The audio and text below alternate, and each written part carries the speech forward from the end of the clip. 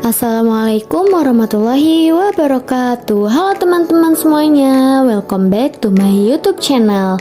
Kembali lagi bersama aku Dede Rohini. Di sini aku akan menjelaskan keterkaitan dari 4 video yang bertema kurikulum dalam pembelajaran. Videonya sudah aku taruh ya linknya di deskripsi. Materi yang pertama, terdapat 4 komponen operasional satuan pendidikan. Yang pertama, karakteristik satuan pendidikan. Yang kedua, ada visi, misi, dan tujuan. Yang ketiga, perencanaan pembelajaran mencangkup alur pembelajaran, asesmen, model ajar, program prioritas satuan pendidikan. Yang keempat, sistem pendampingan evaluasi. Komponen itu dapat kita gunakan dalam mendesain kurikulum dari pembelajaran berdasarkan murid, mulai apa yang dibutuhkan sampai proyeksi masa depan dan bagaimana mewujudkan kompetensi tersebut. Di sini sangat jelas bahwa murid menjadi acuan atau core dari kurikulum itu sendiri. Maka kemerdekaan murid dalam belajarlah yang menjadi jantung dan pembangunan kurikulum. Materi yang kedua, apa peran dan fungsi kurikulum?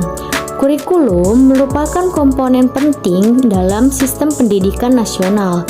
Kurikulum berperan sebagai pedoman dan acuan kita dalam pembelajaran. Fungsi kurikulum dalam pembelajaran bagi guru adalah untuk memandu dalam proses belajar mengajar murid. Peran dan fungsi kurikulum dapat dioptimasi dalam kerangka.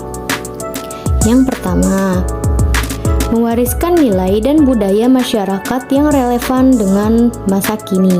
Yang kedua, mengembangkan sesuatu yang dibutuhkan saat ini dan masa yang akan datang. Dan yang ketiga, menilai dan memilih sesuatu yang relevan atau kontekstual sesuai kontrol sosial. Materi yang ketiga, murid-murid kita yang memiliki latar belakang agama, budaya, dan sosial yang beragam harus menjadi pijakan awal pengembangan kurikulum. Kurikulum dapat digunakan dalam konteks di mana satuan pendidikan tersebut berada.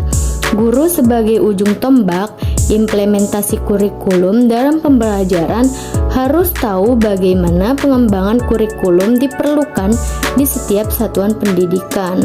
Disinilah peran guru sebagai pemilik dan pengembang kurikulum di satuan pendidikan. Guru harus melakukan adaptasi sesuai dengan karakteristik murid. Begitu juga dengan pembelajaran, gurulah yang lebih mengetahui kebutuhan murid-murid tersebut, kompetensi apa yang dibutuhkan, dan bagaimana cara mewujudkannya. Materi yang keempat, saat ini kemampuan literasi numerasi dan kesehatan mental dan sosial emosional murid merupakan fondasi atau syarat yang dibutuhkan murid. Ini untuk membangun kompetensi transformatif dengan siklus pembelajaran antisipasi, refleksi menuju pembelajaran sepanjang hayat. Transformasi pembelajaran dengan paradigma baru menekankan penguatan pembelajaran pada kompetensi dan materi esensial atau bermakna, bukan banyaknya materi atau konten yang didapatkan murid, melainkan konten materi yang esensial dalam pembelajaran yang dilaksanakan secara mendalam.